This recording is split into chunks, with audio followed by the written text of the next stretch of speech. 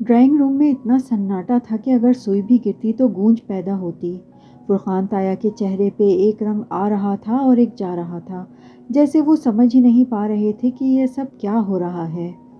नताशा रुहेल से धीमी आवाज़ में कुछ कह रही थी और वो जवाब में कुछ बता रहा था। नताशा इसकी बात सुनकर ज़रा सा मुस्कुराई। ड्राइंग रूम में मौजूद वो वाहिद थी जिसे इस खबर से खुशी हुई थी। क्या करता है जहान आर्मी में, क्या रैंक है इसका? जाहिद चचा वो पहले थे जिन्होंने सवाल किया। शायद इनके जहन ने इस बात को कबूल कर लिया था। मेजर है। इससे पहले कि वो जवाब देते, जवाब किसी और ने दिया। ना इसने ना फुप्पो ने। हया बेख्तियार चौंकी। सलमान साहब ने। अब हैरान होने की बारी इनकी थी। इसके लब ज़रा से खुल गए और आंखों की पुतलियां फैल गईं। अब्बा को पता था? अब्बा को कब पता था? इसने फुप्पो की तरफ देखा। वो हैरान हुई थी। क्या तुम्हें मालूम था? ताया फुरकान को झटका लगा। जी, काफ़ी अरसे से पता था। उन्होंने कहते हुए हया को देखा, जैसे कह रहे हों कि तुम वो वाहिद नहीं हो जिसे ये बात मालूम है। मैं इस शहर में रहता हूँ, मेरे अपने भी सोर्सेज हैं। मुझे काफ़ी अरसे से पता था और मुझे इस पे इसी बात का गुस्सा था कि क्या था जो हमें बता देता। हम इसके अपने थे, दुश्मन तो नहीं थे। हया ने बेख्तियार रोहेल की तरफ देखा। रोहेल ने अज़बात में सर हिलाया। तो यही बात थी जिससे अब्बा जहान से नाराज़ थे। वो लड़की वाला मामला नहीं था, वो ये बात थी। रोहेल को भी पता था, अब्बा को भी पता था। नताशा को शक था, बस एक वही बेवकूफ़ थी जो 3 महीने से इसकी पहेलियां ढूंढती फिर रही थी। काश वो इन सब से पूछ ही लेती। हैरत है, ताया फुरकान बमुश्किल कह पाए। वो अभी तक बेयकीन थे। इसे कभी तो चाहिए था कि वो हमें बता दे। मुझे तो पता ही नहीं चला। वो बताना चाहता था, मगर इसकी जॉब की कुछ मजबूरियां थीं जो वो नहीं बता सका। आप तो जानते हैं ऐसी जॉब में मुश्किल हो जाती है। बहरहाल इसकी तरफ से मैं आपसे माफ़ी मांग लेती हूँ। सबीन फुप्पो ने बहुत सुकून से कहा था। इनके चेहरे से जाहिर नहीं होता था, मगर वो मुतमईन थी, बहुत ज़्यादा मुतमईन। तुम्हें किसने बताया? फातिमा अभी तक हैरान थी, कभी इसे देखती, कभी सलमान साहब को। वो समझ नहीं पा रही थी कि इन्हें इस बात पर खुश होना चाहिए या नहीं। जहान ने बताया, इसे मुझे ही बताना चाहिए था ना। हया ने शाने उचकाते हुए जवाब दिया। बस वो एक जवाब हर जवाब पर भारी हो गया। साइमा ताई आमना चच्ची की मायने खेज निगाहों तंजो ताने हर बात का जवाब मिल गया। वो वापस पलटी तो देखा ड्राइंग रूम में मौजूद लड़कियां इसे हैरानगी से देख रही थीं। हाँ, खबर बड़ी थी, मगर जल्द ही सब इसे कबूल कर लेंगे। अगर वो आया, पता नहीं सब इसके साथ क्या सलूक करेंगे। मगर वो आए तो सही, कब आएगा वो जानती थी वो जहाँ भी होगा, जिस जंग में भी होगा, अकेले नहीं होगा, वो इसके साथ होगी। वो अपने कमरे में लैपटॉप के आगे तुर्की की तस्वीरें देख रही थी जब इसका मोबाइल बजा। स्क्रीन को देखते हुए इसने फ़ोन उठाया और नंबर देखते हुए जैसे इसके अंदर तक कड़वाहट घुल गई। वलीद का फ़ोन था। जाने ये कब इसकी जान छोड़ेगा। चंद लम्हे वो जलती बुझती स्क्रीन देखती रही, उठाए या नहीं। मगर इस आदमी से कुछ بعید नहीं था, उठाना ही पड़ेगा। इसने सब्ज बटन दबाकर फ़ोन कान से लगाया। हेलो, मैं तुम्हारे घर के बाहर हूँ, क्या तुम 5 मिनट में बाहर आ सकती हो? इसका दिल जैसे किसी ने मुट्ठी में लेके दबाया। क्या तुम इधर क्या करने आए हो? वो हैरान और परेशान सी खड़ी हुई, फिर कमरे से बाहर निकली। वो बैरूनी दरवाजे की तरफ नहीं बल्कि सीढ़ियों की तरफ जा रही थी। मैंने तुमसे कहा था कि मुझे तुमसे बात करनी है। वो आर्किटेक्ट वाला मसला अभी हल नहीं हुआ और मैं जानता हूँ तुम इसे हल करवाओगी। मैं इस दिन पिज़्ज़ा हट में वेट करता रहा, मगर तुम नहीं आई। अब मेरा ख्याल है कि वो वक्त आ गया जब तुम्हें मेरी बात संजीदगी से सुनना चाहिए। और मैंने तुम्हें कहा था कि मैं नहीं आऊँगी। तुम मुझे क्या समझते हो? तुम्हारा ख्याल है कि मैं तुम्हारी गीदड़ भपकियों से डर जाऊँगी? ग्रो अप वलीद, लहजे में सख्ती रखते हुए वो तेज़ लहजे में कहती सीढ़ियाँ चढ़ रही थी। इसने टेरेस का दरवाज़ा खोला और तेज़ी से बाहर आई। मैंने फ़ोन तुम्हारी ये सब बातें सुनने के लिए नहीं किया। तुम बाहर आओ, मुझे तुमसे ज़रूरी बात करनी है। बस 5-10 मिनट लगेंगे, ओके? और उसने फ़ोन बंद कर दिया। इसने हैरानगी से फ़ोन को देखा और फिर तेज़ी से आगे आ गई। छत पे कोने में पड़े एक झूले के पीछे से इसने मुंडेर पर से झांका। बाहर रात स्याह थी। घर के गेट से ज़रा दूर वलीद की सियाह कार खड़ी थी। वो ड्राइविंग सीट पर बैठा स्टीयरिंग व्हील पे हाथ रखे मुंतज़िर सा इनके गेट की तरफ देख रहा था। हया के अंदर तूफ़ान सा उठने लगा। بے بسی بھی تھی اور غصہ بھی تھا۔ یہ آدمی کسی طرح اس کا پیچھا چھوڑنے کو تیار ہی نہیں تھا۔ پتہ نہیں کچھ لوگوں کو اللہ کا خوف بھی نہیں ہوتا، کسی کی کمزوری ہاتھ لگنے پہ خود کو خدا سمجھ بیٹھتے ہیں، مگر نہیں، ایسے خداؤں سے، بلیک میلروں سے نمٹنا اسے اچھی طرح آتا تھا۔ وہ مڑی اور ٹیرس پر رکھے اس مصنوعی پودے کی طرف آئی جو بڑے بڑے گملوں میں رکھے تھے۔ گملے بڑے تھے، اس لیے ٹہنیوں کو کھڑے رکھنے کے لیے انہیں مٹی کے بجائے چھوٹے بڑے پتھروں سے بھرا گیا تھا۔ اس نے ایک وزنی پتھر اٹھایا اور واپس منڈیر تک آئی۔ ولید ابھی تک منتظر نگاہوں سے ان کے گیٹ کی طرف دیکھ رہا تھا، جیسے اس کا خیال تھا کہ اس کی بلیک میلنگ میں آ کر وہ ابھی گیٹ سے دکھائی دے گی اور ایک دفعہ پھر اس کی گاڑی میں بیٹھ جائے گی۔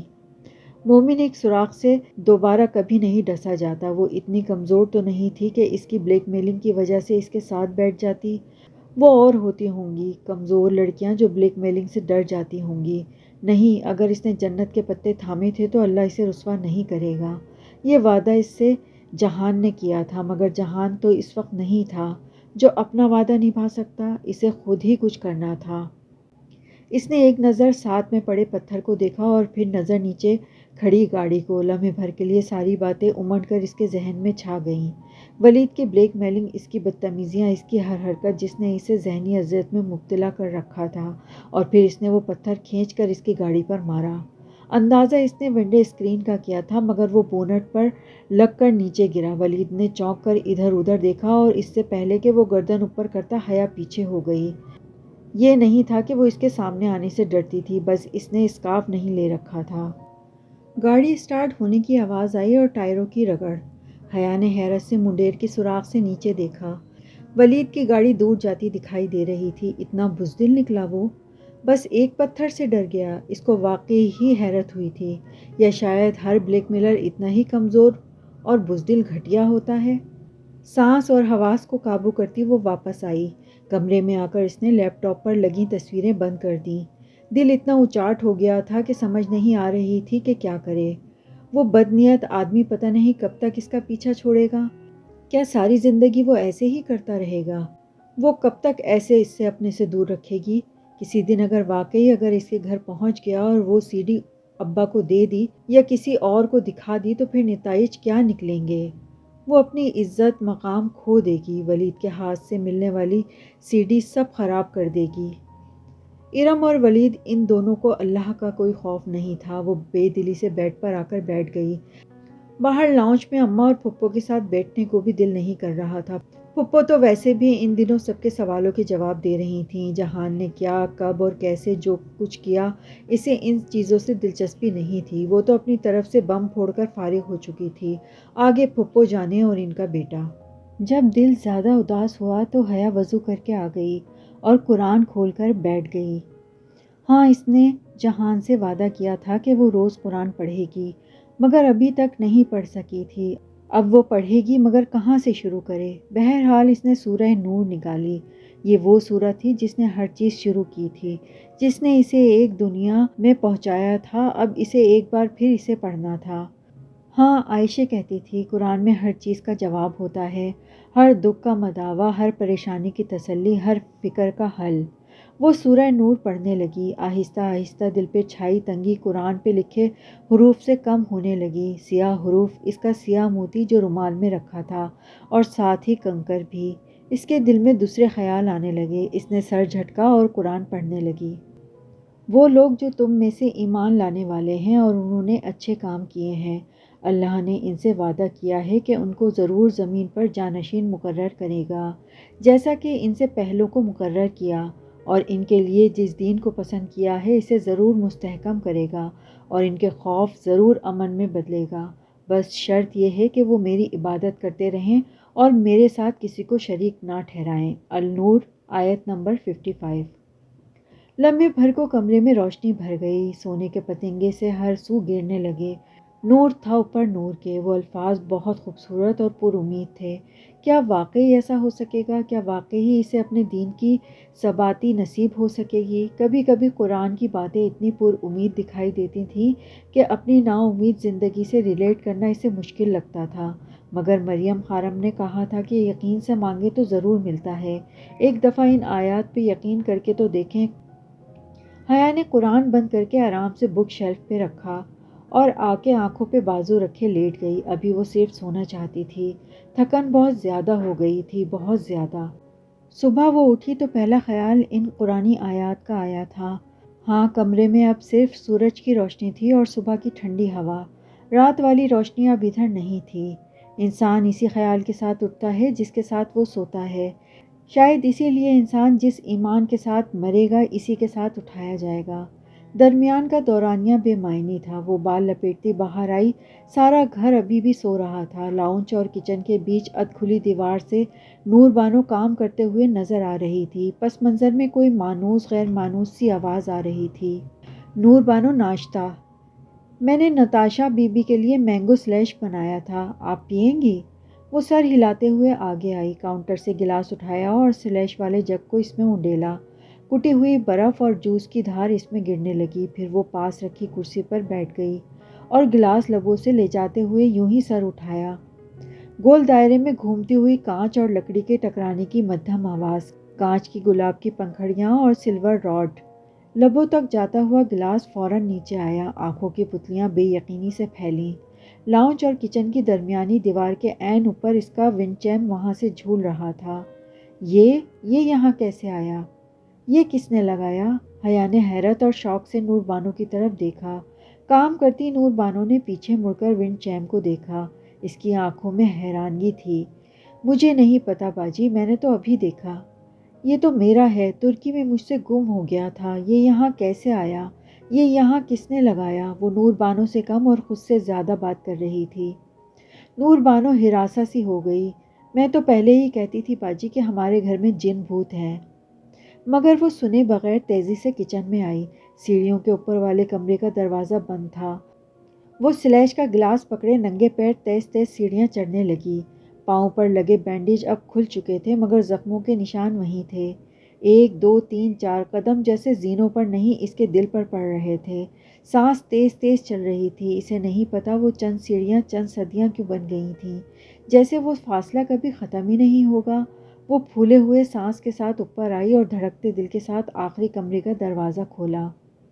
گیسٹ روم کے بیڈ پر ایک کھلا ہوا بیگ پڑا تھا جس میں سے شرٹ نکالتے ہوئے وہ بیڈ کے ساتھ ذرا جھکا ہوا کھڑا تھا۔ آہٹ پر اس نے سر اٹھا کر دیکھا۔ حیا چوکھٹ پر سلیش کا گلاس ہاتھ میں لیے اسے پھٹی پھٹی نظروں سے دیکھ رہی تھی۔ جہان اسے دیکھ کر چند لمحے کچھ کہہ ہی نہیں پایا، پھر دھیرے سے مسکرایا۔ شرٹ بیگ پر رکھی اور قدم قدم چلتا اس تک آیا۔ نیلی جینز اور سبز شرٹ میں وہ بہت فریش لگ رہا تھا۔ مرحبا۔ حیا سے چند قدم دور رک کر اس نے ہلکی سی مسکراہٹ کے ساتھ سر کو خم دیتے ہوئے اس کو سلام کیا۔ حیا چند لمحے ویسے ہی ساکت نگاہوں سے اسے دیکھتی رہی اور پھر اس کے ادھ کھلے لب بھیج گئے، پیشانی کی رگ تن گئی اور حیرت زدہ آنکھوں میں یکایک غصہ آ گیا۔ ایک دم سے اس نے سلیش سے بھرا گلاس جہان پر الٹ دیا۔ تم وہاں مرنے کے لیے مجھے چھوڑ گئے تھے؟ میں وہاں کتنی دفعہ مری ہوں، تمہیں پتہ ہی نہیں، اور اب تم آ کر کہتے ہو مرحبا۔ وہ ایک دم پھٹ پڑی۔ سلیش جہان کی شرٹ پر گرا تھا۔ وہ ایک دم پیچھے ہوا۔ پہلے اس نے اپنی شرٹ کو دیکھا اور پھر حیا کو، جیسے اسے یقین نہ آیا ہو کہ حیا نے ایک دفعہ پھر یہ کیا ہے۔ حیا وہ لمحے بھر کو کچھ بول ہی نہ پایا۔ کچھ مت کہو، تمہیں کچھ کہنے کی ضرورت ہی نہیں ہے۔ تم کیا سمجھتے ہو مجھے؟ بے وقوف ہوں جو میں نہیں سمجھتی؟ شاید پتہ نہیں تم وہاں گئے بھی تھے یا نہیں، میں نہیں جانتی وہاں کون تھا، مگر میں نے وہاں بارودی سرنگیں پھٹتے دیکھی، میں نے وہاں پر گولیاں چلتے سنی، میں نے وہاں پر دھواں دیکھا۔ میں نہیں جانتی وہاں پر کیا ہوا، مگر جو بھی ہوا اس کے پیچھے تمہارا ذہن تھا۔ میں جانتی ہوں جہان، تم ہمیشہ چیزیں پلان کرتے ہو، مگر تم نے کہا تھا کہ اس دفعہ تم کچھ پلان نہیں کرو گے، لیکن تم نے کیا تھا۔ اگر تم مجھے بتا دیتے میں کتنا پریشان رہی، میں کتنی تڑپتی رہی، میں کتنی بے سکون رہی ہوں اس چند دنوں میں، اندازہ نہیں ہے تمہیں۔ وہ وہیں بیڈ کے کنارے پر بیٹھی، پھر ایک دم ہاتھوں میں منہ چھپا کر رونے لگی۔ جہان نے ایک دفعہ پھر گردن جھکا کر اپنی گیلی شرٹ کو دیکھا اور پھر فرش پر گرے پلاسٹک کے گلاس کو۔ شکر ہے پلاسٹک کا تھا، سو ٹوٹا نہیں۔ تم نے کیا کیا اس وقت میں نہیں جانتی، مگر جو بھی کیا وہ بہت برا تھا۔ اگر وہاں میرے دل کو کچھ ہو جاتا، میں شوق سے ہی مر جاتی، تو تم کیا کرتے؟ مگر تمہیں تو کوئی فرق ہی نہیں پڑتا، وہ روتے روتے کہہ رہی تھی۔ اگر تمہاری یادداشت ٹھیک سے کام کر رہی ہے تو تمہیں یاد ہوگا میں نے کہا تھا فوراً وہاں سے چلی جانا۔ اگر تم نے سب کچھ دیکھا ہے تو اس کا مطلب ہے کہ تم وہیں پر تھیں۔ تم نے میری بات نہیں مانی۔ حیا نے ایک دم گیلا چہرہ اٹھایا۔ میں چلی بھی جاتی جہان تو کتنا دور جاتی؟ چند میٹر دور ہی تو کھڑی تھی ہماری جیپ۔ کیا مجھے وہاں تک سرنگیں پھٹنے، دھماکے اور گولیوں کی آواز نہ آتی؟ اور ایک تاریک خاموش رات تھی۔ تم جانتے تھے کہ مجھے آواز آئے گی، اسی لیے تم نے مجھے کہا تھا کہ میں سرحد تک نہ جاؤں۔ کیا تم واقعی سرحد کے پار گئے تھے؟ کیا پتہ تم گئے تھے یا نہیں، مجھے تمہاری کسی بات کا یقین نہیں ہے جہان۔ کتنے دن وہ مضطرب، بے چین اور دلگیر رہی تھی، اور اب کتنے مزے سے وہ اس کو کہہ رہا تھا۔ یعنی کہ تم نے میری بات نہیں مانی، یعنی کہ تم ہمیشہ اپنی مرضی کرتی ہو، اور اگر میں اپنی مرضی کروں تو تم غصہ کرتی ہو۔ اور جہان نے سر جھکا کر اپنی گیلی شرٹ کو دیکھا۔ کیا کچھ رہ گیا ہے جو تم نے میرے اوپر نہیں توڑا؟ ایک ہی دفعہ توڑ دو تاکہ یہ سلسلہ ہی ختم ہو جائے۔ وہ خفگی سے بولا۔ حیا نے اس کی گیلی شرٹ کو دیکھا۔ اسے ذرا بھی افسوس یا پچھتاوا نہیں تھا، فی الحال وہ اسی قابل تھا۔ میں نے تمہیں کہا تھا حیا، ترکی اور شام کا بارڈر سب سے آسان بارڈر ہوتا ہے۔ میں نے تمہیں یہ بھی کہا تھا کہ وہ ہمیں نہیں پکڑ سکتے جب تک ہم نہ چاہیں۔ آسان بارڈر ہونے کا مطلب یہ نہیں ہوتا کہ منہ اٹھا کر سرحد کے باڑ پہ چلے جائیں گے۔ آسان بارڈر کا مطلب یہ تھا کہ اسے بارڈر پہ سرحدی فوج کو ڈاج دینا آسان ہوتا۔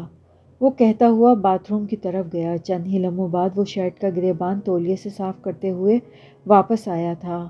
ہم ترکی اور شام کا بارڈر ایسے ہی کراس کرتے ہیں۔ کمانڈر شیعہ تھا، اس لیے مجھے چاہیے تھا کہ میں اسے ایران سے کال کرواتا، اور ایران میں میرے پاس بہترین آپشن عائشہ تھی۔ اس نے انہیں فون کر کے ایک ایسے کرمنل کے بارے میں بتایا جسے وہ پکڑنا چاہتے تھے، حالانکہ وہ آدمی ایک ہفتہ پہلے ترکی سے شام جا چکا تھا، لیکن ان سیکیورٹی فورسز کے گدھوں کو یہ معلوم نہیں تھا۔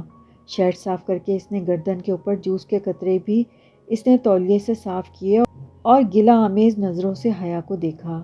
اور اگر تم کسی پر کچھ گرانے سے پہلے اس کی بات سن لیا کرو تو زیادہ بہتر ہوگا۔ میں نے جس کرمنل کے بارے میں بتایا تھا وہ وہاں پر جا ہی نہیں رہا تھا۔ جو بندہ میری جگہ بارڈر پہ اس پوسٹ تک گیا تھا، اس کو پیسوں کی ضرورت تھی۔ جب وہ اسے پکڑ کر لے گئے تو 6 ماہ اسے جیل میں رکھیں گے اور پھر چھوڑ دیں گے، اور ان 6 ماہ میں اس کے گھر والوں کا بہت اچھا گزارا ہو جائے گا۔ یہ صرف ایک ڈویژن تھا جو اپنی طرف سے ہم سیکیورٹی فورسز کو دیتے ہیں تاکہ وہ مخبری کی گئی چوکی کی طرف اپنا فوکس رکھیں، اور ایسے میں ان کی توجہ کسی قریبی چوکی سے ہٹ جایا کرتی ہے، اور ہم ان کی اسی بے دھیانی کا فائدہ اٹھا کر بارڈر پار کر جایا کرتے ہیں۔ ترکی اور شام کا بارڈر ہم اسی طرح کراس کرتے ہیں، ایک بندہ پکڑواتے ہیں اور پوری کی پوری فیملی قریبی کہیں دوسری جگہ سے بارڈر پار کر لیا کرتے ہیں۔ اور جو بارودی سرنگ پھٹی وہ ان لوگوں سے بہت دور تھی، صرف افراتفری پھیلانے کے لیے کیا گیا تھا، تو اسی لیے اس کے جوتوں کا رخ بائیں طرف تھا۔ وہ بارڈر کی طرف جا ہی نہیں رہا تھا، اس نے جانا ہی بائیں طرف تھا۔ کچھ نہیں کچھ تو تھا جو جہان نے اسے سکھایا تھا، مگر اس سے سیکھی ہوئی بات کو وہ پہلے اپلائی کر لیتی تو اتنی پریشان نہ ہوتی۔ اگر میں تمہیں بتا دیتا کہ وہاں پر سیکیورٹی فورسز والے تیار ہیں، بارودی سرنگ پھٹے گی، گولیاں چلیں گی، تو کیا تم مجھے وہاں جانے دیتی؟ تم اتنے دن پریشانی میں گزارتی، کہیں میرا ڈویژن ناکام تو نہیں ہوگا، کہیں یہ نہ ہو کہ سیکیورٹی فورسز والوں کو اندازہ ہو گیا ہو اور انہوں نے آس پاس کی فورس بڑھا دی ہو۔ تم اسی طرح کی باتیں سوچتی رہتی اور پریشان ہوتی۔ اسی لیے میں نے تمہیں نہیں بتایا، مگر نہیں وہ حیا سلیمان ہی کیا جو میری بات مان لے، جو اپنی عقل سے بے عقل والوں کا کام نہ کیا کرے۔ گیلے تولیے کو صوفے کی پشت پر ڈالتے ہوئے وہ برہمی سے کہہ رہا تھا۔ حیا نے بھیگے رخسار ہتھیلی کی پشت سے صاف کیے۔ اور وہ لڑکی کون تھی جس کے ساتھ ایک دفعہ ابا نے دیکھا تھا؟ اب مت ظاہر کرنا کہ تمہیں یاد نہیں ہے۔ وہ ہاں عائشہ تھی۔ عائشہ تم سے کبھی اتنی بے تکلف ہو ہی نہیں سکتی، سچ بتاؤ جہان۔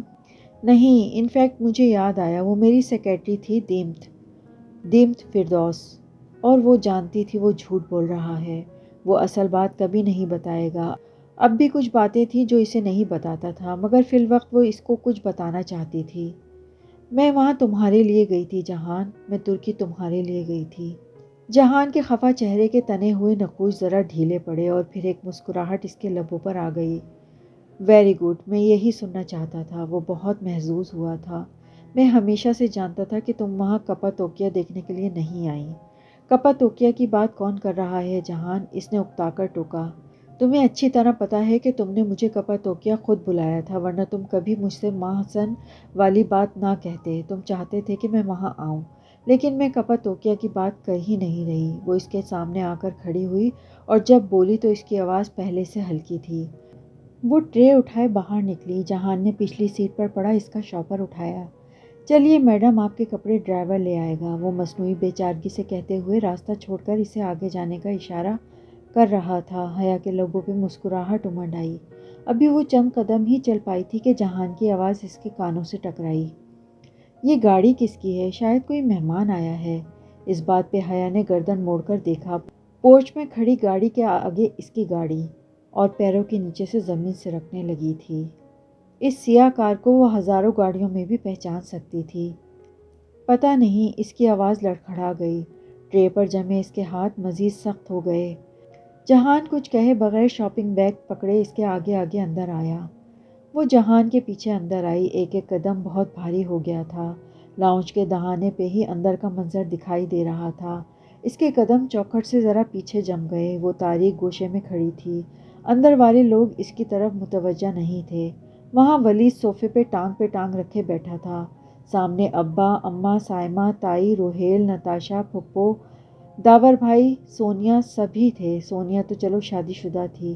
خاندان کی روایت کے مطابق ان کا پردہ نہیں تھا۔ اچنبھے کی بات تو یہ تھی کہ ارم بھی وہیں کونے میں کھڑی تھی۔ اس کے ہاتھ میں ٹرے تھی، جیسے وہ کچھ سرو کرنے کے بہانے یہاں آئی ہو اور پھر یہیں کھڑی ہو گئی ہو۔ جہان اندر آئے، ایک نظر سب کو دیکھا، پھر ایک منٹ کہہ کر شاپنگ بیگ کی طرف اشارہ کیا، جیسے اسے رکھنا چاہتا ہے، اور سیڑھیاں چڑھتا گیا۔ وہ وہیں اکیلی کھڑی رہ گئی۔ ٹرے کو پکڑے اس کے ہاتھ پسینے میں بھیگ گئے۔ ولید نے جہان کو سیڑھیاں چڑھتے دیکھا تو گردن اس طرف موڑی۔ حیا کو دیکھتے ہوئے ایک زہریلی مسکراہٹ اس کے منہ پر امڈ آئی۔ وہ کچھ مسرور سا واپس ان سب کی طرف مڑا جو ابھی تک الجھی نگاہوں سے اسے دیکھ رہے تھے۔ جی سلمان انکل، تو میں کہہ رہا تھا کہ ہمیں اس معاملے میں آرام سے بات کرنی چاہیے۔ اور مس حیا، سوری مس حیا تو یہ جانتی ہیں کہ میں یہاں کیوں آیا ہوں؟ اس نے بات کر کے پھر سے ایک فاتحانہ نظر حیا پر ڈالی۔ ابا نے اس کے نگاہوں کے تعاقب میں حیا کو دیکھا اور پھر ولید کو۔ ولید، یہ میرا گھر ہے، یہاں اس طرح کے معاملے ڈسکس کرنے کا کیا مطلب ہے؟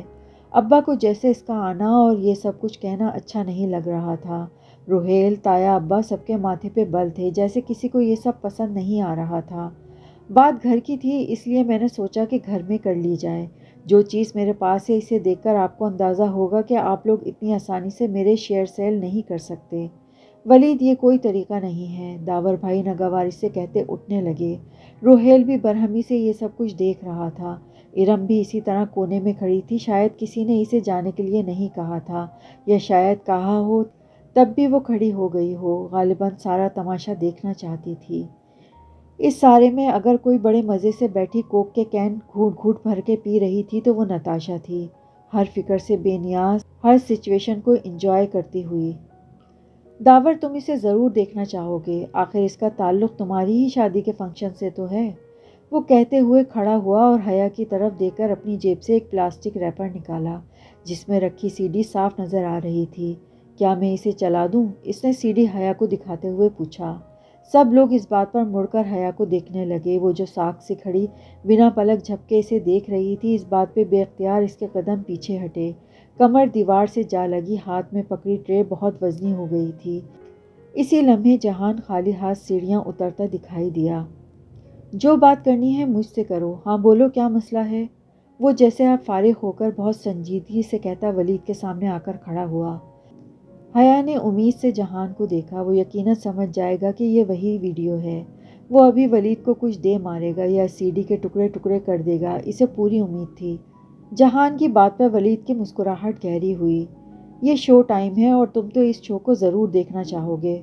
بات کے اختتام پہ ولید نے پھر حیا کو دیکھا۔ اس کا بار بار حیا کو دیکھنا سب کو الجھن اور عجیب سی کیفیت میں مبتلا کر رہا تھا۔ کیا ہے اس سی ڈی میں؟ جہان نے سنجیدگی سے اس سے پوچھا، البتہ آنکھوں میں ذرا سی الجھن تھی۔ وہ نہیں سمجھا، اللہ اللہ وہ نہیں سمجھا تھا۔ حیا کا دل زور زور سے دھڑکنے لگا۔ جہان نہیں سمجھا تھا، وہ کہنا چاہتی تھی، چلانا چاہتی تھی، جہان اس سے مت پوچھو پلیز، جہان اسے گھر سے نکال دو، اسے کچھ دے مارو، مگر اسے یہاں سے بھیج دو، مگر سارے الفاظ حلق میں دم توڑ گئے۔ آپ کے گھر کی چیز ہے تو آپ ضرور دیکھنا چاہیں گے اور اس کے بعد آپ فیصلہ کریں گے کہ آپ مجھے اپنی کمپنی میں کس حیثیت سے کام کرنے دیں گے۔ لاؤنج میں خاموشی تھی، سب سن رہے تھے، بس وہی دونوں بول رہے تھے۔ حیا کا سانس آہستہ آہستہ رکنے لگا، دم گھٹ رہا تھا، مگر اس میں ہے کیا؟ وہ رہا ٹی وی اور وہ اس کے نیچے ڈی وی ڈی رکھا ہے، اس کو لگا کر خود دیکھ لو، بہت انجوائے کرو گے۔ اس نے سی ڈی جہان کو پکڑائی، حیا کے نتنوں سے آکسیجن کا کوئی جھونکا ٹکرایا تھا، سانس، خوشگمانی، امید۔ ایک کرن نظر آئی تھی کہ جہان سی ڈی ہاتھ میں لیتے ہی توڑ دے گا اور ولید کو دے مارے گا۔ جہان نے ذرا تذبذب سے سی ڈی کو دیکھا اور پھر اسے تھام لیا، مگر اس نے اسے نہیں توڑا۔ اس نے سی ڈی کو کور سے نکالا، الٹ پلٹ کر دیکھا اور پھر سر اٹھا کر ولید کی طرف متوجہ ہوا۔ آر یو شور ولید، اس میں ایسا کچھ نہیں ہے جو کسی کی توہین کا باعث بنے؟ کیا میں واقعی اسے سب کے سامنے چلا دوں؟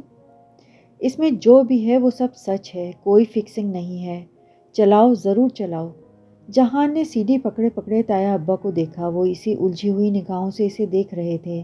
کسی کی سمجھ میں کچھ نہیں آ رہا تھا کہ یہ اچانک ہو کیا رہا ہے۔ اسی طرح ولید کا آنا، پھر ان سب سے کہنا کہ وہ ان سے بات کرنا چاہتا ہے، اور پھر یہ سی ڈی وغیرہ۔ جہان نے مڑ کر ارم کو دیکھا، کیا میں اسے چلا دوں؟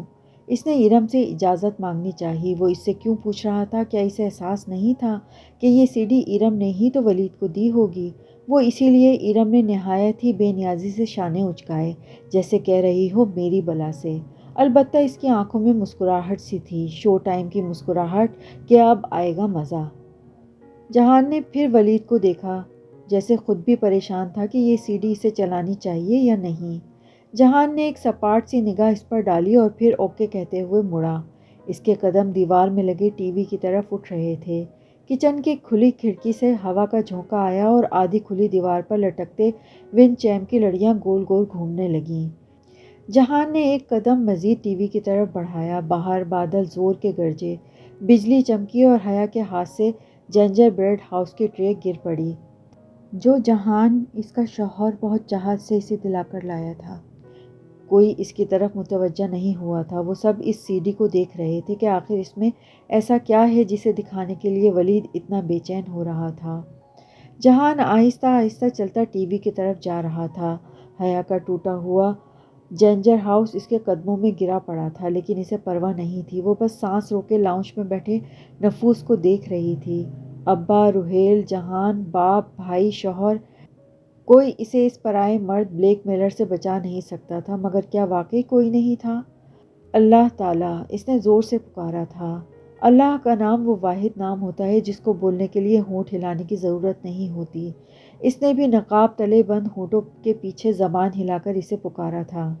اللہ تعالیٰ، میں بہت اکیلی ہوں، میرے پاس اس وقت کوئی نہیں ہے جسے میں پکار سکوں۔ جہان اب ٹی وی کے پاس پہنچ چکا تھا۔ حیا کے دل پہ پڑتا بوجھ اب بڑھتا جا رہا تھا۔ صرف آپ ہیں جو میری مدد کر سکتے ہیں، آپ دیں تو کوئی چھین نہیں سکتا۔ جہان نے ٹی وی کا بٹن آن کیا اور پھر ریموٹ سے ڈی وی ڈی چلایا۔ اب ٹی وی اسکرین نیلی پر نظر آ رہی تھی۔ جہان نے جھک کر بٹن دباتے ہوئے ڈی وی ڈی کی پلیٹ باہر نکالی۔ اچانک ریموٹ اس کے ہاتھ سے پھسل پڑا۔ ماربل کے فرش پر ریموٹ گرا، چند لمحے مزید گزرے۔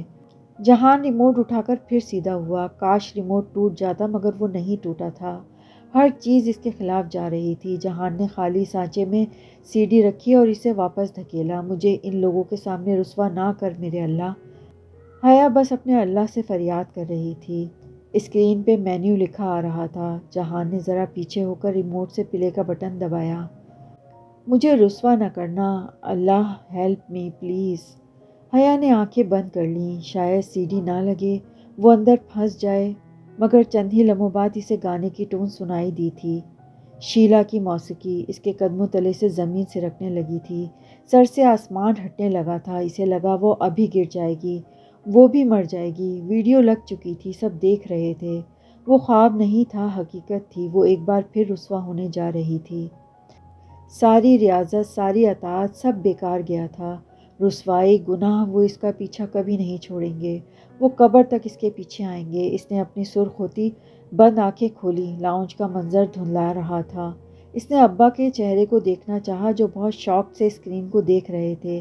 اس نے اپنے باپ کو سرے بازار بے عزت کر دیا تھا۔ اس نے روہیل کا چہرہ دیکھنا چاہا، جیسے سمجھ نہ آ رہا ہو کہ یہ کیا ہو رہا ہے۔ اس نے تایا ابا کے چہرے کو دیکھا، غیظ و غضب، غصہ، پیشانی کی تنی نسیں، سرخ پڑتا چہرہ۔ اس نے سائمہ تائی اور اماں کا چہرہ دیکھا، ہکا بکا۔ گانا اسی طرح چل رہا تھا۔ اس کی نگاہیں نتاشا سے ہوتی ہوئی جہان کے چہرے پر پڑیں۔ جہان وہ واحد شخص تھا جو ٹی وی نہیں دیکھ رہا تھا، وہ صرف چپتی ہوئی نظروں سے ولید کو دیکھ رہا تھا۔ اور ولید، تب اس نے دیکھا ولید کا چہرہ سفید پڑا ہوا تھا، اتنا سفید جیسے کسی نے پینٹ کر دیا ہو۔ اسی پل اس نے ارم کو دیکھا، اس کا چہرہ اتنا ہی سفید تھا۔ یہ کیا؟ ایک دم سے حیا نے گردن گھما کر اسکرین کو دیکھا۔ نقاب تلے اس کے ہونٹ ذرا سے کھلے، آنکھوں کی پتلیاں بے یقینی سے پھیلیں۔ اسے لگا وہ کبھی سانس نہیں لے سکے گی۔ گانا بھی وہی تھا، میوزک بھی وہی تھا، سی ڈی بھی وہی تھی، مگر منظر نہیں، یہ شریفوں کا مجرا نہیں تھا۔ نہیں، یہ اس کی ویڈیو نہیں تھی۔ ارم اور ولید، وہ تصاویر کا ایک سائیڈ شو تھا۔ ایک ایک کر کے بڑی بڑی تصاویر اسکرین پہ ابھرتی اور چلی جاتی تھیں۔ ارم اور ولید کی تصاویر اکٹھے کسی ریسٹورنٹ میں، کسی شاپنگ ایریا، کسی پارک میں۔ ساری فوٹوز سیلف فوٹوز تھیں، جیسے ولید کے ساتھ ہو کر ارم نے بازو بڑھا کر خود ہی موبائل سے کھینچی ہوں، اور اس لحاظ سے وہ دونوں بہت قریب قریب کھڑے تھے۔ ہر 2-3 تصویر کے بعد اسکرین شدہ ای میلز اسکرین پہ ابھرتیں۔ ان میں سے کچھ فقرے ہائی لائٹس تھے۔ وہ تصاویر اتنی دیر اسکرین پہ رہتی کہ وہ سب ان ہائی لائٹس فقروں کو پڑھ لیتے، پھر اگلی تصویر آ جاتی۔ ارم اور ولید کی ذاتی ای میلز۔ یہ کیا؟ ولید ایک دم آگے بڑھنے لگا۔ ایک قدم بھی آگے بڑھایا تو ان ٹانگوں پہ گھر نہیں جاؤ گے، وہیں کھڑے رہو۔ جہان کا وہ الجھن بھرا چہرہ، وہ تذبذب، سب غائب ہو گیا تھا۔ وہ اتنے سرد اور کٹیلے انداز میں بولا کہ ولید کے پڑتے قدم وہیں رک گئے۔ اس نے حیرانگی سے جہان کو دیکھا۔ یہ شو ٹائم ہے نا ولید لغاری، اور تم نے کہا تھا کہ اس شو کو میں بہت انجوائے کروں گا۔ میں تو کر رہا ہوں، تم بھی کرو، مگر شاید تم کوئی غلط سی ڈی اٹھا لائے ہو۔ یہ غلط ہے، یہ سچ نہیں ہے۔ ولید لغاری ہکلا گیا۔ کبھی وہ صوفے پہ بیٹھے نفوس کو دیکھتا، کبھی جہان کو۔ حیا کو دیکھنا تو اسے یاد ہی نہیں رہا تھا۔ ابھی تم نے خود کہا تھا کہ یہ حقیقت ہے، تمہارے کون سے بیان پر یقین کروں میں؟ وہ ترشتگی سے بولا، مگر اسی اثنا میں داور بھائی غصے سے اٹھے تھے۔ گھٹیا انسان، میں تمہیں چھوڑوں گا نہیں۔ پلیز۔ جہان نے ہاتھ اٹھا کر انہیں اس کے قریب آنے سے روکا۔ ہاتھ کا استعمال مجھے بھی آتا ہے، مگر یہاں خواتین بیٹھی ہیں، اس لیے اس آدمی سے میں خود نبٹ لوں گا بعد میں۔ اور ابھی اس نے انگلی کا اشارہ کرتے ہوئے قہر آلود نگاہوں سے ولید کو دیکھتے تنبیہ کی، ابھی تم یہاں سے اپنی شکل گم کر لو، تم سے میں بعد میں ملوں گا، کیونکہ یہ سی ڈی میرے پاس ہے اور تم نہیں چاہو گے کہ تمہارے ہونے والا سسر یا اس کی بیٹی یہ سب دیکھیں۔ سینیٹر عبدالولی کی بیٹی سے رشتہ ہو رہا ہے نا تمہارا؟ ولید لڑکھڑا کر پیچھے ہٹا۔ تایا ابا، روہیل ابا، سب اپنی جگہوں سے کھڑے ہو چکے تھے۔ بس نہیں چل رہا تھا کہ اس شخص کو گولی مار دیں۔ آؤٹ، نکلو یہاں سے، سلمان صاحب زور سے بولے تھے۔ ولید اپنی اڑی رنگت اور بدحواس قدموں سے پلٹا۔ سامنے دیوار کے ساتھ لگی حیا کھڑی تھی۔ اس کی نقاب سے چھلکتی سی آنکھوں میں بھی سکتہ طاری تھا۔ ولید ان آنکھوں میں نہیں دیکھ سکتا تھا۔ وہ تیزی سے باہر نکلا۔ باہر اسی طرح بارش کے قطرے گر رہے تھے۔ ٹی وی اسکرین پہ سلائیڈ شو ابھی تک چل رہا تھا۔ ارم سفید چہرے کے ساتھ وہ دیکھ رہی تھی۔ تصویریں تھیں کہ ختم ہی نہیں ہو رہی تھیں۔ یہ سب فوٹو فکسنگ ہوگی، پھپھو رنجیدگی سے بولی تھیں۔ حالانکہ تصویریں بہت کلیئر تھیں، مگر تایا ابا اور داور کے سرخ چہرے اور ارم کو کسی طوفان سے بچانا چاہتی تھیں۔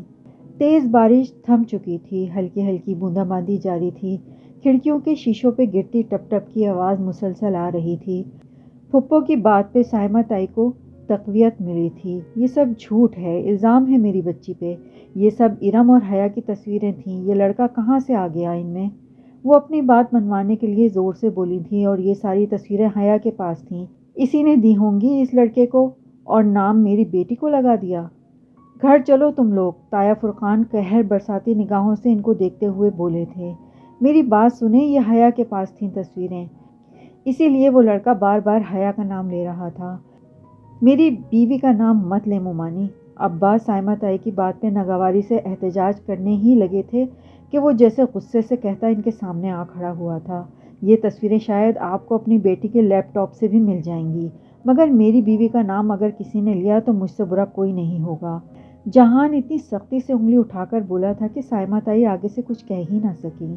فاطمہ اور پھپھو نے افسوس سے ایک دوسرے کو دیکھا، جیسے سمجھ نہیں آ رہی ہو کہ کیا کریں۔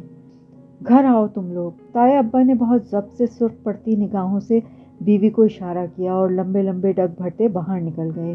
داور بھائی فوراً باپ کے پیچھے لپکے۔ ابا یہ سب میں نے نہیں، یہ حیا نے کیا ہے، ارم نے ان کو آواز دینا چاہی۔ ارم؟ جہان نے حیرت اور غصے سے اسے دیکھا۔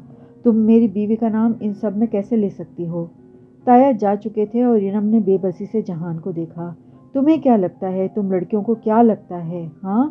تم موبائل سے میسج مٹا دو گی، کال ریکارڈ حذف کر دو گی تو وہ ختم ہو جائیں گے؟ ایسا نہیں ہوتا ارم بی بی، ہر SMS ریکارڈ ہوتا ہے، ہر کال ریکارڈ ہو رہی ہوتی ہے۔ ایک دفعہ پھر لو ذرا میری بیوی کا نام، میں تمہیں اپنی ایجنسی سے ولید کے فون پہ کی گئی ہر کال کی آڈیو ریکارڈنگ نکلوا کر دکھاؤں گا، میرے لیے یہ بہت آسان ہے۔ ارم نے خوش لبوں پہ زبان پھیری اور اپنی ماں کو دیکھا، مگر وہ پہلے ہی باہر جا چکی تھیں۔ وہ تیزی سے ان کے طرف لپکی۔ چوکھٹ پر کھڑی حیا اور اس کے قدموں پہ گرے ملبے کو اس نے دیکھا بھی نہیں۔ لاؤنج میں پھر سے خاموشی چھا گئی تھی، سب جیسے ایک دوسرے سے شرمندہ تھے سوائے نتاشا کے۔ وہ بڑے مزے سے ہاتھ جھاڑتے ہوئے اٹھی، کین سائڈ ٹیبل پر رکھا اور روہیل کو مخاطب کیا۔ ایکچولی حقیقت یہ ہے روہیل، تمہاری فیملی بہت دلچسپ ہے۔ روہیل نے اسے گھورا اور معذرت خواہانہ انداز میں باقیوں کو دیکھا۔ نتاشا جہان کے سائڈ سے گزر کر سیڑھیوں کی طرف چلی گئی۔ شو ٹائم ختم ہو چکا تھا، البتہ جانے سے قبل نتاشا نے جو مسکراہٹ جہان کی طرف اچھالی تھی، کونے میں کھڑی حیا کے ذہن میں وہ اٹک کر رہ گئی تھی۔ یہ سب کیسے ہوا؟ وہ ابھی تک دم بخود تھی، مگر نتاشا کی مسکراہٹ، اس کا اور جہان کا باتیں کرنا، پھر اس کا اتنا بڑا شاپنگ بیگ اٹھا کر سائمہ تائی کی طرف جانا اور پھر واپس اوپر آنا۔ وہ سائمہ تائی کو شاپنگ دکھانے نہیں، ارم کا لیپ ٹاپ اٹھانے گئی تھی۔ ورنہ اسے کب سے تائی سے اتنی محبت ہو گئی؟ ورنہ جہان کو کیسے پتا کہ یہ ساری تصویر ارم کے لیپ ٹاپ میں تھیں؟ وہ بھی اوپر کمرے میں حیا کے کپڑے رکھنے نہیں بلکہ CD لینے گیا تھا۔ ریموٹ گراتے ہوئے جھک کر اس نے CD سویپ کی تھیں۔ او جہان، وہ سویپنگ کا ماہر تھا۔ ایک ایک کر کے سب لاؤنج سے چلے گئے تھے۔ پھپھو نے البتہ جاتے ہوئے افسردہ نگاہوں سے جہان کو دیکھا تھا۔ اس سارے میں وہ پہلی بار حیا کی طرف متوجہ ہوا۔ وہ اسی طرح دیوار سے لگی کھڑی تھی۔ جہان کو اپنی طرف دیکھتے پا کر اس نے نقاب کھینچ کر اتارا۔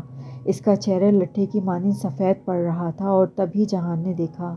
اللہ اللہ، یہ تم نے کیا کیا؟ یہ تم نے کیسے کیا جہان؟ ایک دم آنسو ٹوٹ کر اس کی آنکھوں سے گرنے لگے۔ وہ پریشانی سے جنجر بریڈ کے ملبے کو دیکھتا اس تک آیا۔ میرے سارے پیسے برباد کر دیے تم نے، یہ کیا کیا حیا؟ جہان، حیا نے لبوں پہ ہاتھ رکھ کے خود کو رونے سے روکا، مگر آنسو بہتے جا رہے تھے۔ میں بہت ڈر گئی تھی، تم جانتے تھے نا کہ وہ ویڈیو ولید کے پاس ہے۔ حیا، آپ کے اپنے کس لیے ہوتے ہیں؟ اگلی دفعہ مجھ پہ بھروسہ کر کے دیکھنا۔ مگر ارم، جہان، اس کی بہت توہین ہوئی ہے۔ جہان کے جبڑے کی رگیں تن گئیں۔ اس کا ذکر مت کرو، جب انسان کچھ غلط کرتا ہے تو اس کا نتیجہ اس کو بھگتنا پڑتا ہے۔ آج کسی ایک نے تو رسوا ہونا ہی تھا، مگر میں نے ایک لڑکی سے وعدہ کیا تھا کہ جنت کے پتوں کو تھامنے والوں کو اللہ رسوا نہیں کرتا۔ مجھے اپنا وعدہ نبھانا تھا۔ آئی لو یو جہان، آئی ریئلی لو یو، وہ روندی ہوئی آواز اور فرط مسرت سے رونے اور مسکرانے کے درمیان بولی تھی۔ جہان نے چونک کر اسے دیکھا، پھر دائیں بائیں۔ میری بچپن کی سہیلی ٹھیک کہتی ہے، اس گھر میں سب بہت انٹرسٹنگ ہے۔ وہ جھرجھری لے کر آگے بڑھ گیا۔ حیا نے ڈبڈباتی آنکھوں سے جہان کی طرف دیکھا، جو ابھی تک اپنے پیسے ضائع ہونے پر افسوس کر رہا تھا۔ چیزیں وقتی ہوتی ہیں، ٹوٹ جاتی ہیں، بکھر جاتی ہیں، ان کا کیا افسوس کرنا؟ اب ان دونوں کو جنجر بریڈ کے گھروں کو بھول کر رشتوں اور اعتماد سے بنا گھر قائم کرنا تھا۔ صبح قریب تھی، ان کی اپنی صبح۔ حیا پارلر کے ڈریسنگ مرر کے سامنے کرسی پر بیٹھی تھی اور بیوٹیشین لڑکی بڑی مہارت سے اس کو آئی شیڈو لگا رہی تھی۔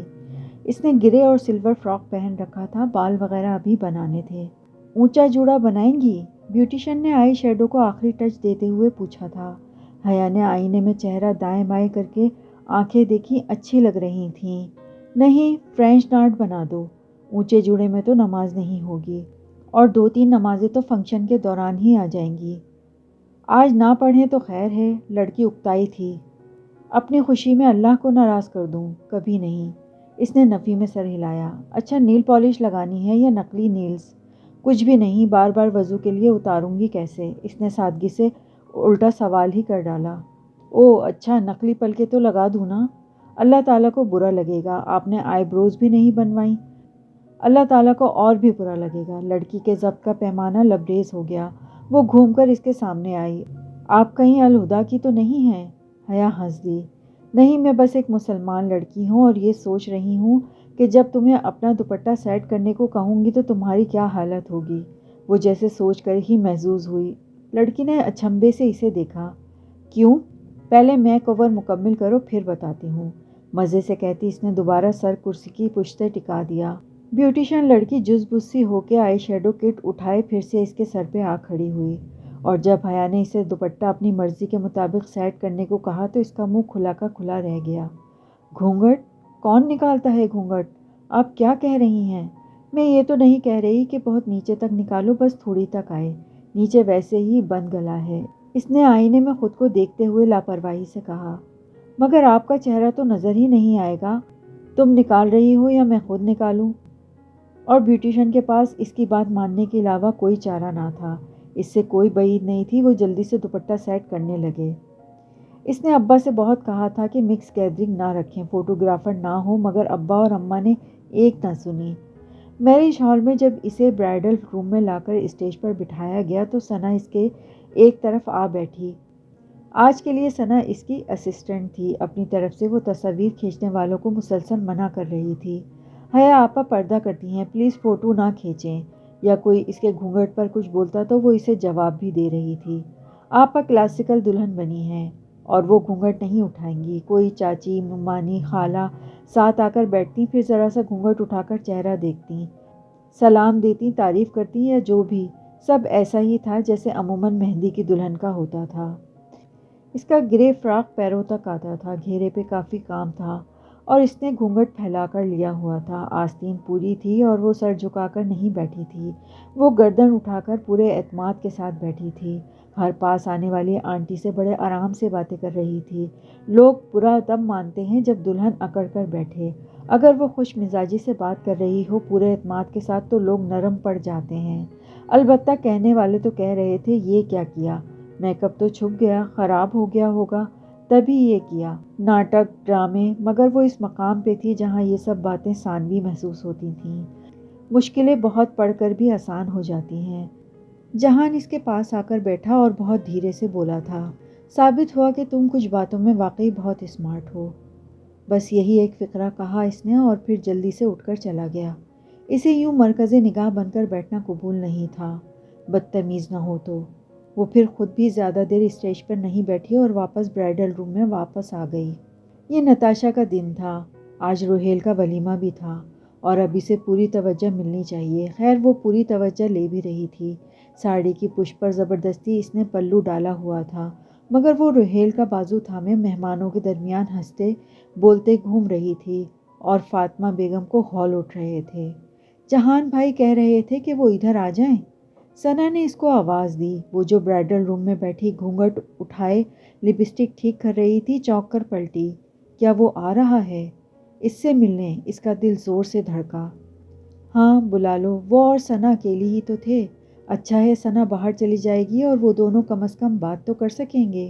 2 دن سے جہان نظر ہی نہیں آیا تھا۔ ذرا سی دستک کے بعد دروازہ کھول کر جہان اندر داخل ہوا۔ سیاہ ڈنر سوٹ، بال پیچھے کیے، بالکل جیسے وہ میٹرو میں لگا تھا، اب بھی ہینڈسم لگ رہا تھا۔ وہ جو منتظر سی کھڑی تھی، لبوں پہ ذرا سی مسکراہٹ لیے اس کی مسکراہٹ غائب ہو گئی۔ جہان کے ساتھ وہ سوبر اور سادہ لمبی سی ثانیہ بھی تھی۔ حیا مائی وائف، اور حیا یہ میری بہت اچھی دوست ہیں اور کولیگ بھی۔ ثانیہ بہت تہذیب اور شائستگی سے وہ دونوں کا تعارف کروا رہا تھا۔ بہت خوشی ہوئی۔ ثانیہ اسی سوبر مسکراہٹ کے ساتھ آگے ہوئی اور مصافحے کے لیے ہاتھ بڑھایا۔ حیا نے بامروت مسکراتے ہوئے ہاتھ تھاما اور ملا کر چھوڑ دیا، پھر ایک شاکی نظر جہان پر ڈالی۔ وہ بس اس لیے اس کے پاس آیا تھا، بدتمیز نہ ہو تو۔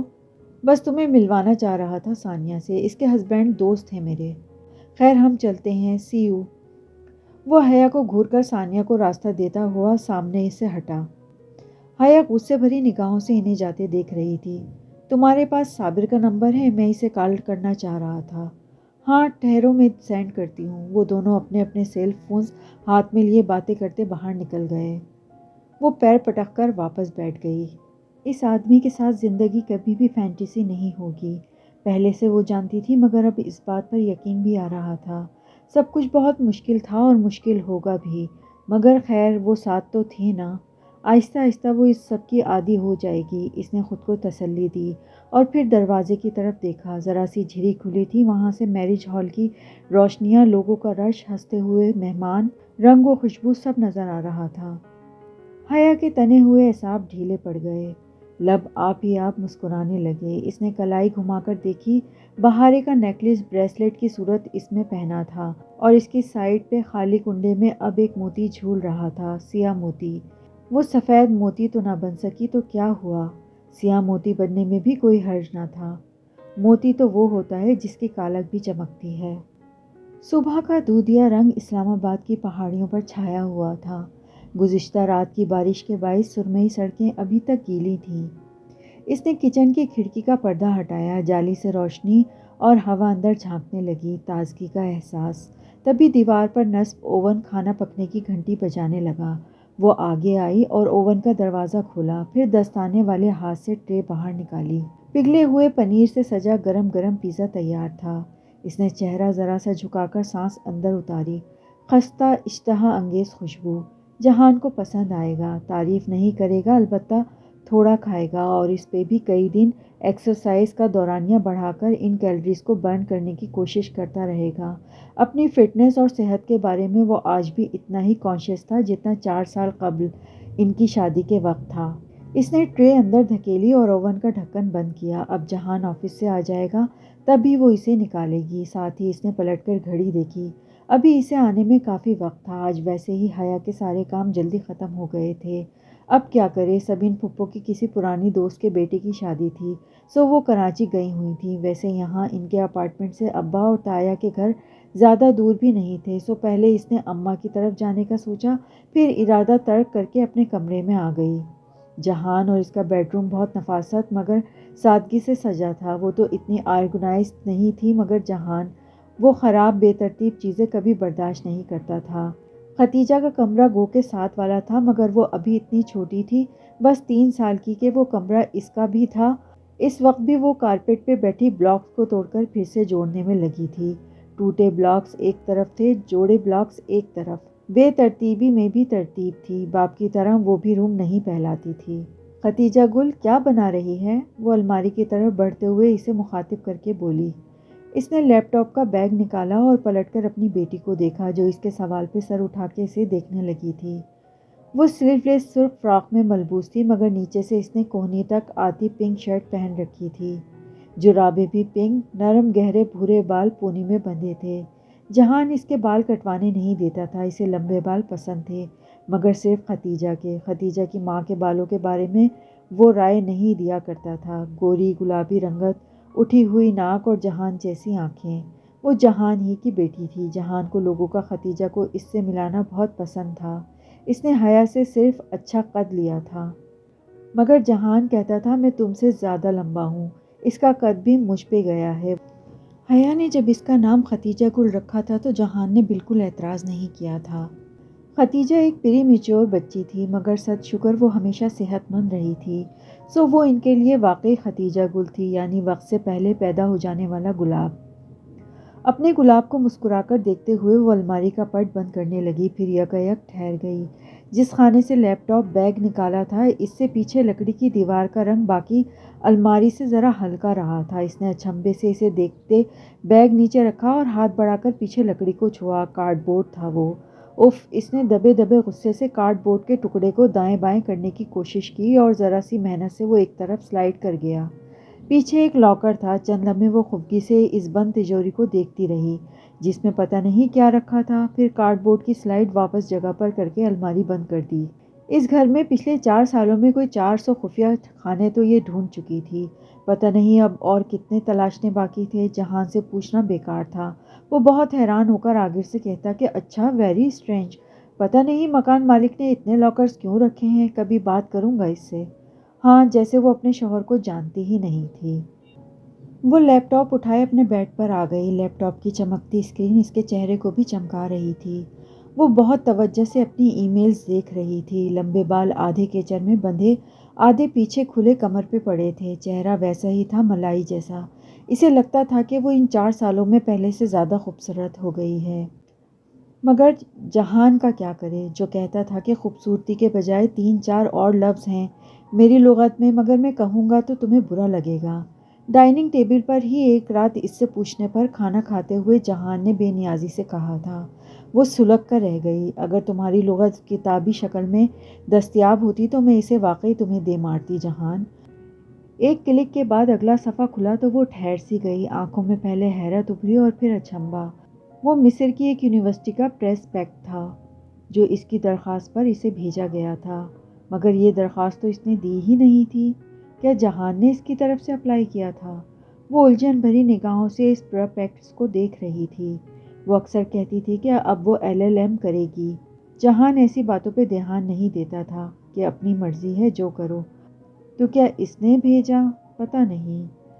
میلز چیک کر کے اس نے کلائی پہ بندھی گھڑی دیکھی۔ جہان کے آنے میں ابھی کچھ وقت تھا۔ ریسٹ واچ کے ساتھ اس کی کلائی میں وہ بریسلٹ ابھی بھی بندھا تھا اور اس میں پرویا سیاہ موتی جو آج بھی چمکتا تھا۔ بس کرو ختیجہ، اب کچھ کھا لو۔ وہ لیپ ٹاپ بند کر کے اٹھی اور بیٹی کے سامنے سے بلاک سمیٹنے لگی۔ ختیجہ کھانے کے معاملے میں ذرا چور تھی، بعض دفعہ زبردستی کرنی پڑتی تھی۔ ختیجہ کو کچن کاؤنٹر پر بٹھا کر اس نے فریج کا دروازہ کھولا تاکہ اندر سے کھیل نکال لے، مگر دروازے کے اندرونی طرف انڈوں کے خانے میں ایک پوسٹ اٹ نوٹ چپکا ہوا تھا۔ اس نے نوٹ اتارا اور سیدھا ہوتے ہوئے پڑھا، لنچ ٹائم پر کبوتروں کو یاد کرنے میں کوئی حرج تو نہیں؟ Lunch time. اس نے بے ساختہ گھڑی دیکھی۔ لنچ ٹائم تو ہونے والا تھا۔ اللہ اللہ، یہ آدمی بھی نا۔ چلو ختیجہ، بابا کے پاس جانا ہے۔ اس نے جلدی سے بچی کو کاؤنٹر ٹاپ سے اتارا۔ بابا سن کر اس کے چہرے پہ سارے جہاں کی خوشی امڑ آئی۔ وہ فوراً اندر کی طرف دوڑی۔ جب تک حیا دروازے کھڑکیاں بند کر کے آئی، وہ حیا کا بڑا سا پرس کندھے پہ لٹکائے اس کا عبایا گھسیٹتی لا رہی تھی۔ تھینکس، اپنے جوتے پہنو اب۔ اس نے جلدی سے عبایا اور پرس اس سے لے لیا۔ ماحسن کے کبوتروں کا ذکر پہلی دفعہ جہان نے ایک اطالوی ریسٹورنٹ میں کیا تھا۔ اس کے بعد سے اس ریسٹورنٹ کو وہ کبوتروں کے کوڈ نیم سے یاد کرتے تھے۔ لیکن کیا تھا اگر وہ صبح ناشتے پہ کہہ جاتا کہ لنچ باہر کریں گے؟ مگر نہیں، وہ انسانوں کی زبان میں بات ہی کب کرتا تھا؟ صبح سے اتنی دفعہ فریج کھولا، پتہ نہیں کیوں نظر نہیں پڑی۔ اف! آدھے گھنٹے بعد وہ اپنے حریر کے سیاہ عبایا میں ملبوس ختیجہ کی انگلی تھامے ریسٹورنٹ کی سیڑھیاں چڑھ رہی تھی۔ اوپر آ کر دیکھا کونے والی میز خالی تھی۔ وہ وہیں کہیں ہوگا، مگر جب تک وہ بیٹھ نہیں جائے گی وہ نہیں آئے گا۔ ویسے وہ اس طرح باہر کم ہی بلاتا تھا۔ یقیناً اب کوئی ایسی بات تھی جو وہ گھر میں نہیں کرنا چاہتا تھا۔ ختیجہ کو مخصوص کرسی پر بٹھا کر وہ جیسے ہی بیٹھی، اسے وہ سامنے سے آتا دکھائی دیا۔ گرے کوٹ بازو پہ ڈالے، کف موڑے، ٹائی ڈھیلی، سنجیدہ چہرہ اور ہمیشہ کی طرح ہینڈسم۔ اس کے سامنے کرسی کھینچ کر بیٹھتے ہی وہ بولا تھا، مرحبا، کیا حال ہے؟ پھر موبائل والیٹ میز پر رکھتے ہوئے اس نے جھک کر ختیجہ کے دونوں گال باری باری چومے۔ اپنی بہت سی ترک عادات کو وہ ترک نہیں کر سکتے تھے۔ بابا یو نو واٹ؟ ختیجہ چہک کر اسے جلدی جلدی کچھ بتانے لگی اور وہ توجہ سے مسکراتے ہوئے سن رہا تھا۔ آدھی تو یقیناً حیا کی شکایت تھیں۔ وہ مما کہنے کا تکلف نہیں کیا کرتی تھی، وہ وہی کہتی تھی جو اس کا باپ کہتا تھا۔ جب آرڈر سرو ہو چکا تو وہ اس کی طرف متوجہ ہوتے ہوئے بولا، اور سب ٹھیک ہے؟ تمہید کو کٹ کرو جہان، اور اب بتا بھی چکو کہ کیا بات ہے۔ نہیں، اتنا کچھ خاص نہیں ہے، بس ایسے ہی۔ وہ چھری کانٹے کی مدد سے اسٹیک کا ٹکڑا توڑتے ہوئے لاپرواہی سے بولا تھا۔ بہت خاص بات ہے جو گھر پہ نہیں ہو سکتی تھی۔ یہ فقرہ اس نے کہا نہیں تھا، مگر حیا توجہ سے سر ہلاتی اس کو سنتے ہوئے خود ہی ذہن میں اس کے الفاظ ڈیکوڈ کر رہی تھی۔ اصل میں کچھ آگے کا سوچ رہا تھا۔ مجھے آگے کا اسائنمنٹ مل گیا ہے اور اوپر سے حکم آیا ہے کہ کچھ دن کے لیے تھوڑا سا گھومنے پھرنے باہر چلا جاؤں، یعنی کہ 1-2 سال تو کہیں نہیں گئے۔ حیا نے سمجھ کر سر ہلا کر اسے مزید بولنے دیا۔ زیادہ دور نہیں، قریب ہی۔ میل چیک کی تم نے آج؟ حیا نے بس ہاں میں گردن ہلائی، بولی کچھ نہیں۔ قریب یعنی کہ مصر، وہیں سے میل آئی ہے نا تمہیں؟ تو تمہارا کیا خیال ہے؟ وہ سنجیدگی سے اسے دیکھتے ہوئے پوچھ رہا تھا۔ تم رہ لو گی اتنا عرصہ؟ حیا نے شانے ذرا سے اچکائے، جیسے تمہاری مرضی۔ دل البتہ بہت اداس ہو گیا تھا۔ تو بالآخر وہ وقت آن پہنچا تھا جب اسے ایک فوجی کی بیوی کا کردار ادا کرنا ہوگا، گھر پہ رہ کے برسوں انتظار کرنے والی بیوی کا۔ ختیجہ بڑی ہو جائے گی اور پھر پتہ نہیں وہ کب اپنے باپ کو دیکھ پائے گی۔ زندگی بھی بہت غیر یقینی چیز تھی۔ ختیجہ تو میرے بغیر رہ لے گی، ممی کے ساتھ اس کی بہت بنتی ہے۔ وہ بھی حیا کی طرح شاید اس کی سوچ کو ڈیکوڈ کر رہا تھا۔ مگر تمہارے لیے مشکل ہوگا، جانتا ہوں تم مجھے مس کرو گی۔ وہ ذرا سا مسکرایا۔ میں تمہیں مس کروں گا مگر قیامت تک اس بات کا اقرار نہیں کروں گا۔ اچھا تو پھر یہ کہ اس نے پلیٹ پرے کرتے ہوئے حیا کو دیکھا۔ میں ایک ایسا کور بنانا چاہ رہا ہوں جس میں مجھے شاید کسی یونیورسٹی میں کچھ عرصے کے لیے پڑھانا پڑے۔ تمہیں بھی آگے پڑھنے کا شوق ہے تو کیوں نہ ہم یوں کریں کہ ختیجہ کو ممی کے پاس چھوڑ دیں اور تم میری اسٹوڈنٹ بن کر میری کلاس میں انرول ہو جاؤ۔ یہاں پہ آ کے سے مسکراہٹ دبائی۔ ہاں لیکن میں اس بات کی یقین دہانی کروں گا کہ تم میری سب سے زیادہ ڈانٹ کھانے والی اسٹوڈنٹ ہوگی۔ اچھا، اور تمہیں لگتا ہے کہ میں مان جاؤں گی؟ وہ ذرا توقف کے بعد بولی تھی۔ ہاں تو میرا خیال ہے کہ یہ ایک اچھا آئیڈیا ہے، مگر تھوڑی سی تبدیلی کی گنجائش ہے۔ اس سارے میں وہ پہلی دفعہ مسکرائی تھی۔ ہتھیلی تھوڑی تلے رکھے وہ بہت مطمئن سی اسے دیکھتے ہوئے کہہ رہی تھی۔ ہم اپنی جگہ سویپ کر لیتے ہیں۔ مطلب؟ وہ الجھا۔ مطلب یہ کہ میں ٹیچر ہوں گی اور تم میرے اسٹوڈنٹ ہوگے، اور ہاں میں اس بات کی یقین دہانی کروں گی کہ تم میرے سب سے زیادہ ڈانٹ کھانے والے اسٹوڈنٹ ہوگے۔ اور تمہیں لگتا ہے کہ میں مان جاؤں گا؟